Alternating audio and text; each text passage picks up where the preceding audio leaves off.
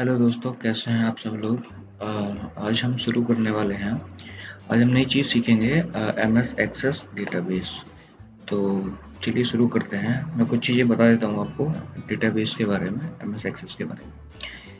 तो देखिए, MS access की रिक्वायरमेंट कब आती है? जब हमारा एक्सेल में डेटा हैंडल करने में हमें प्रॉब्लम आती है। जैसे कि हमारे एक्सेल की जो टोटल रोज होती हैं एक शीट पे, वो होती हैं 10,48,000 अराउंड। तो उससे ज़्यादा जब डेटा होता है तो हम उसको एक्सेल में हैंडल नहीं कर सकते। तो तब हमारी रिक्वायरमेंट आती है हमारे बड़े डेटाबेस की। बट बड़े डेटाबेस और भी हैं, लाइक सिक्वल है, ओरेकल है, और भी कई तरह के डेटाबेस हैं। बट हम एक्सेस क्यों चूज़ करें, क्यों हमें एक्सेस में काम करना चाहिए? एक्सेस में काम करना, सबसे पहले तो मैं बताना चाहूँगा, उसका GUI जो ग्राफिकल यूज़र इंटरफेस है वो काफ़ी सिंपल है। ड्रैग एंड ड्रॉप से भी काम हो जाता है। दूसरा, उसकी भी एक लिमिटेशन है, 2 GB तक हम इसमें डेटा हैंडल कर सकते हैं। बट जिस तरीके से अगर हम अभी तक अपना डेटा एक्सेल पे हैंडल कर रहे थे और अब डेटा थोड़ा सा बड़ा होने लगा है, तो अब हम उसको 2 GB डेटा बहुत होता है, उसको एक्सेस पे भी हैंडल कर सकते हैं। तो चलिए शुरू करते हैं। सबसे पहले बात करते हैं कि डेटाबेस कैसे बनाएं MS एक्सेस। तो बहुत ही सिंपल है इसमें डेटाबेस वगैरह बनाना। तो शुरू करते हैं। सबसे पहले मैं एक्सेस ओपन कर देता हूँ। माइक्रोसॉफ्ट ऑफिस एक्सेस 2007 है मेरे पास, तो मैं इसी में ही अपना डेटाबेस वगैरह बनाता हूँ। तो जैसे ही हम इसको ओपन करते हैं तो अपने पास सबसे पहले ऑप्शन आता है ब्लैंक डेटाबेस का। तो हम जैसे इस पर क्लिक करेंगे, एक हमारा नया डेटाबेस रेडी हो जाएगा। उसका हम कोई नाम दे सकते हैं। हमने मान लीजिए नाम देते हैं क्रिएट, हमने कर दिया। अब तो जैसे हमने क्रिएट किया, हमारा एक डेटाबेस क्रिएट हो गया। मैं आपको दिखा भी देता हूँ, ये हमारे डॉक्यूमेंट्स में जाके क्रिएट हुआ है ट्यूटर के नाम से। वो हमारा डेटाबेस रेडी है। अब हमें इसमें कुछ नहीं करना है, डेटाबेस रेडी हो गया। अब हम बात करते हैं नेक्स्ट स्टेप क्या आता है। नेक्स्ट स्टेप हमारा आता है इसमें टेबल्स क्रिएट करना। क्योंकि डेटाबेस तो रेडी हो गया है, लेकिन डेटाबेस का मतलब क्या है? डेटाबेस क्या है? Database the collection of tables. तो अब हम इसमें टेबल बनाते हैं। मान लीजिए आपको टेबल बनानी है और आपको जो है प्रोडक्ट की टेबल बनानी है। तो मैं एक छोटी सी टेबल बना के आपको दिखा देता हूँ। मैंने इसको खोला डिज़ाइन व्यू। तो मैं एक नाम देता हूँ प्रोडक्ट। तो अब जैसे मैंने क्या किया, ID मैंने सबसे पहले कॉलम लिया, मैंने लिया प्रोडक्ट। मैं इसको कुछ डेटाबेस डेटा टाइप मैं कुछ भी ले सकता हूँ। इसमें text, memo, number, date time, मैं आपको सबके बारे में बताऊंगा क्या क्या होता है। सबसे पहले मेरा ऑटोमेटिक सेलेक्ट आ रहा है ऑटो नंबर। ऑटो नंबर का क्या मतलब है? जैसे ही इस फील्ड में नया रिकॉर्ड एंटर होगा इस टेबल में, तो ये जो प्रोडक्ट ID है ऑटोमेटिकली ऐड हो जाएगी। मैं भी आपको दिखाऊंगा किस तरीके से। तो ये मैं भी ऑटो नंबर ही छोड़ देता हूँ। फिर मैं लेता हूँ प्रोडक्ट नेम।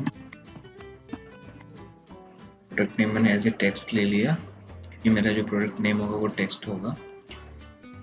मैं सभी डेटा टाइप के बारे में बता देता हूँ आपको। जैसे कि ऑटो नंबर आप समझ गए होंगे, टेक्स्ट का मतलब है जब हमें कोई टेक्स्ट स्टोर करना होगा इस फील्ड में। मेमो मतलब जो टेक्स्ट हमारा काफ़ी बड़ा होगा। टेक्स्ट की एक लिमिटेशन होती है, एक लिमिट तक आप इसमें डेटा स्टोर कर सकते हो। तो इससे ज़्यादा अगर आपको डेटा स्टोर करना है तो आपको एज ए मेमो लेना पड़ेगा। मान लिया जैसे कि आपका कोई रिव्यू का डेटा है। रिव्यू हमारा एक पेज का भी हो सकता है, 4 लाइनों का भी हो सकता है, आपको नहीं पता है, तो आप उस केस में इसको मेमो सेलेक्ट कर सकते हैं।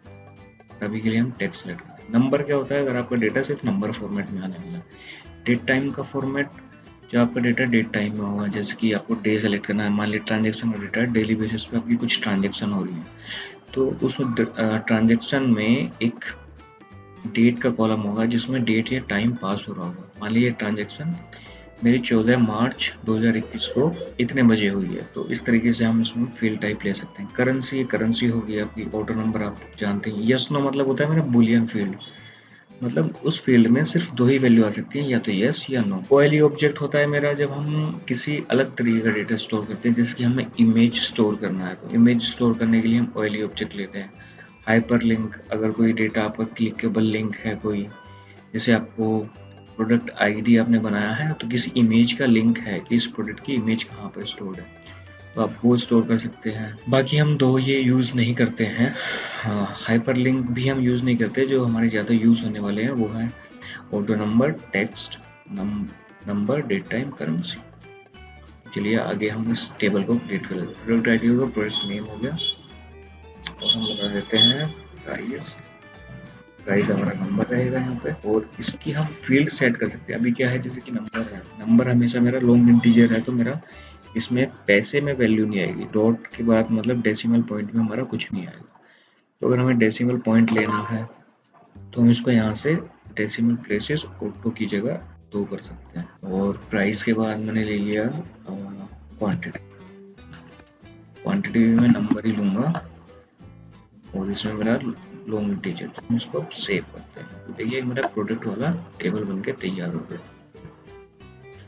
जैसे कि मुझे इसमें प्रोडक्ट नेम मैंने डाल दिया टीवी। देखिए मेरा प्रोडक्ट आईडी अपने आप जनरेट हो गया। ये होता है ऑटो नंबर।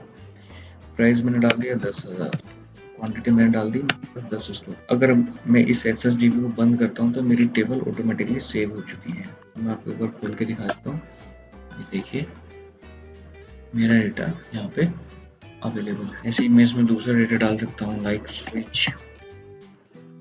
प्राइस है मेरा 12,000।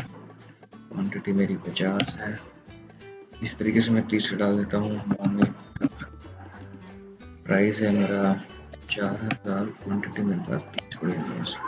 इस तरीके से आपका एक टेबल क्रिएट हो गई, इसमें डेटा आ रहा है। तो गाइज मैंने ये मेरा फर्स्ट वीडियो था, इसमें मैंने आपको 3 चीज़ें बताई हैं कि डेटाबेस कैसे क्रिएट कर सकते हैं, डेटाबेस होता क्या है, डेटाबेस के अंदर टेबल कैसे क्रिएट करते हैं और डेटाबेस के अंदर टेबल के अंदर डेटा कैसे डालते हैं। और एक और चीज़ मैंने बताई आपको, डेटा टाइप्स के अंदर। इस वीडियो में इतना ही। मैं अगली वीडियो में आपको बताऊंगा कि हम मल्टीपल टेबल और कैसे बना सकते हैं, डेटा को इंपोर्ट कैसे करा सकते हैं, एक्सपोर्ट कैसे करा सकते हैं।